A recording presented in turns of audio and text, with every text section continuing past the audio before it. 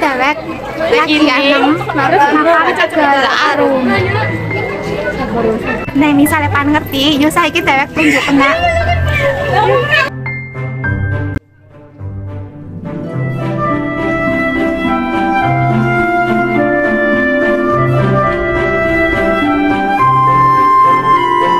Makam Sunan Amangkurat Agung terletak di Desa Pesarean, Kecamatan Adiwerna. Tempat ini termasuk tempat yang disentralkan. Nanti ada beberapa pintu menuju pintu utama di mana Sunan Amangkurat disemayamkan di pintu yang ketiga di atas. Makam Raden Ajeng Kartina dan sebagainya bisa dilihat di makam kompleks utama. Sejarah makam Amangkurat Agung merupakan sejarah nasional. Dari berbagai sumber sejarah, beda sumber, beda tafsiran. Jadi ada banyak masalah. Tapi ketika sudah menafsirkan, nanti sumber jawabannya berbeda-beda, tergantung dari pengarangnya. Tetap ada subjektifnya. Termasuk di Amangkurat I, itu juga banyak sumber-sumber yang berbeda-beda ketika menafsirkan tentang Amangkurat I. Amangkurat I adalah anak Sultan Agung.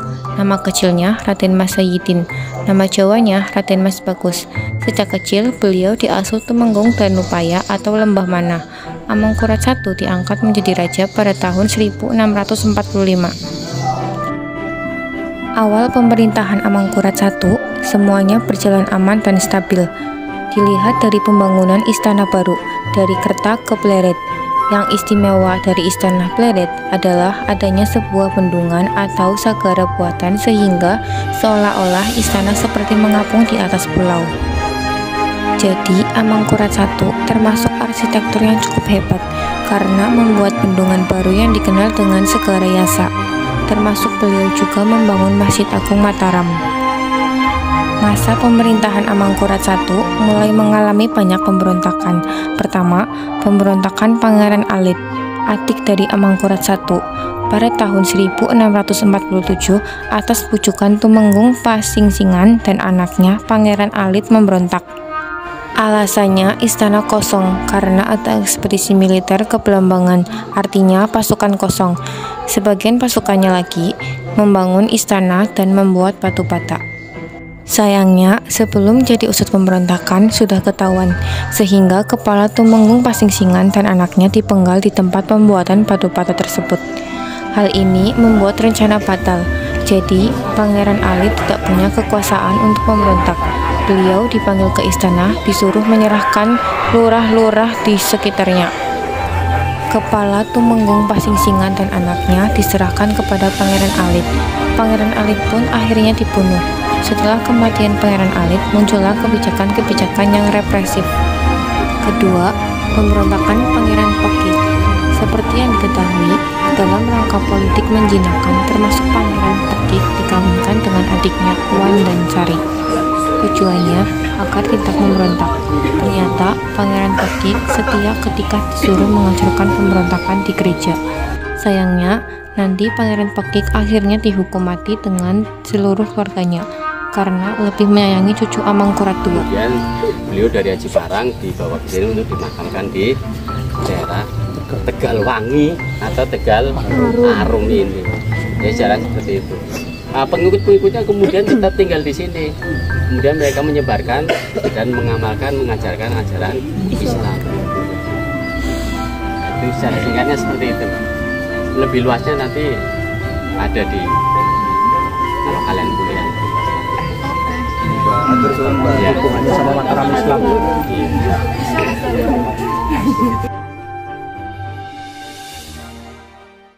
Biasanya kakek lebih menyayangi cucunya. Ketika cucunya sakit dan sakitnya karena Roro Oyi yang sebenarnya dipersiapkan untuk Amangkurat I, tapi dia malah jatuh hati. Amangkurat II senang. Akhirnya kakeknya terpaksa menculik Oyi untuk dinikahkan dengan Amangkurat II. Hal ini dianggap sebuah pemberontakan, sehingga Pangeran Pekik dan Wangsa Surabaya dihukum mati di alun-alun. Ketika Amangkurat II disuruh memilih kedudukan dan cinta, dia memilih kedudukan dan membunuh Roro Oyi. Amangkurat II pun tetap menjadi putra mahkota. Pangeran Pekik dan Roro Oyi nanti dimakamkan di pemakaman Banyu Sumur. tahun 1677, Pleret jatuh dan Amangkurat I harus melarikan diri. Dari pelarian tersebut muncul nama-nama di desa Tegal, tapi Amangkurat I sebenarnya tidak meninggal di Pesarean, namun di Lindu Aji atau Aji Barang.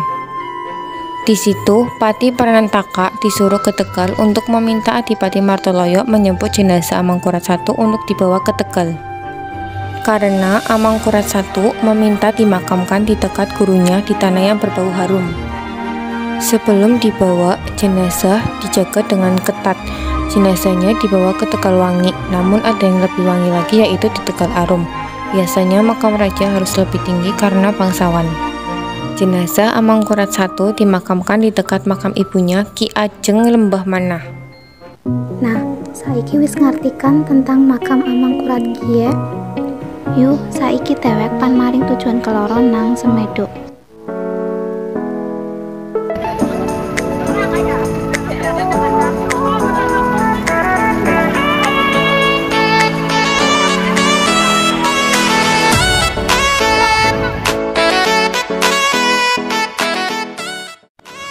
Semedok adalah sebuah desa yang terletak di ujung timur dari wilayah Kecamatan Ketung Panten.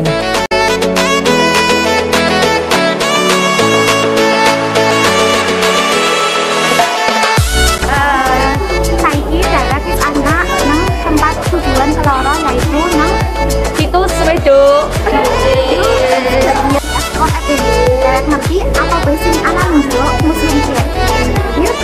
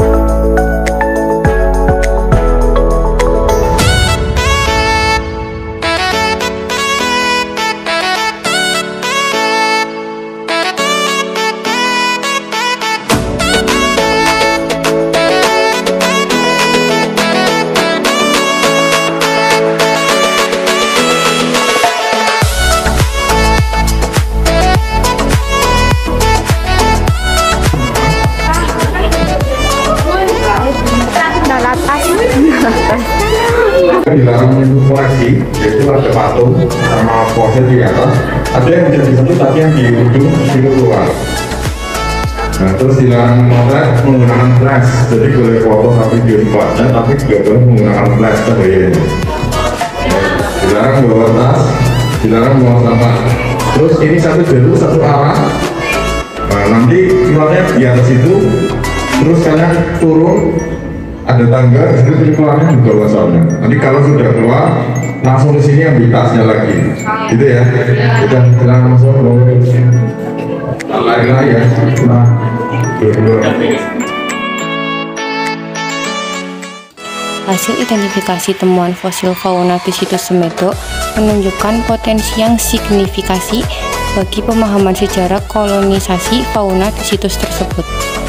Secara kuantitas tercatat sebanyak 1.331 fosil vertebrata dan 207 fosil invertebrata telah ditemukan.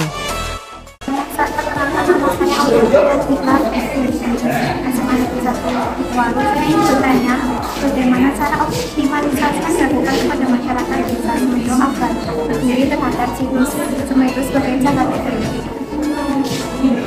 Sebenarnya dari pemerintah daerah itu sudah ada yang namanya PKWIS, kelompok sadar wisata, itu dibutuhkan Pemda kemudian bersama dengan pemerintah desa. Tujuannya itu supaya masyarakat sekitar Semedok ini, sekitar situs Semedok ini bisa memanfaatkan kondisi yang ada di sini sebagai tujuan atau objek wisata sehingga menghasilkan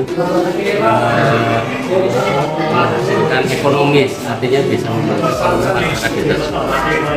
Jadi sebenarnya Di samping peran pemerintah juga pemerintah sini juga harus ada perannya, kita harus bisa memanfaatkan kondisi ini sebagai pusat untuk memperbaiki ekonomi desa Semedo. Itu antara dengan seperti itu.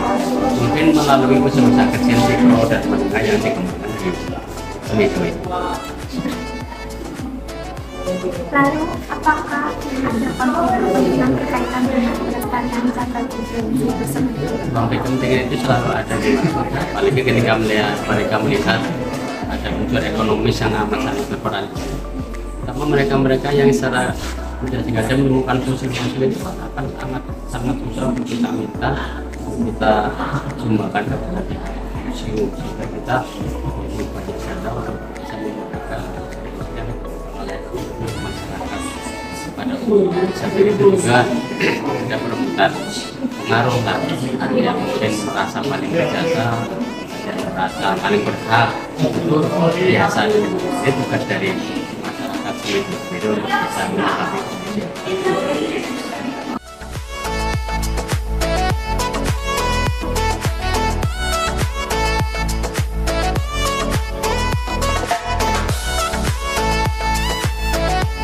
Artefak situs Semedo ditemukan dalam jumlah yang sangat melimpah. Artefak yang ditemukan di situs Semedo antara lain alat bantu masif terdiri dari kapak perimbas, kapak penetak, kapak genggam, bola batu berfaset, batu inti, batu pukul, serta alat bantu non-masif seperti serpi, serut, dan gurdi.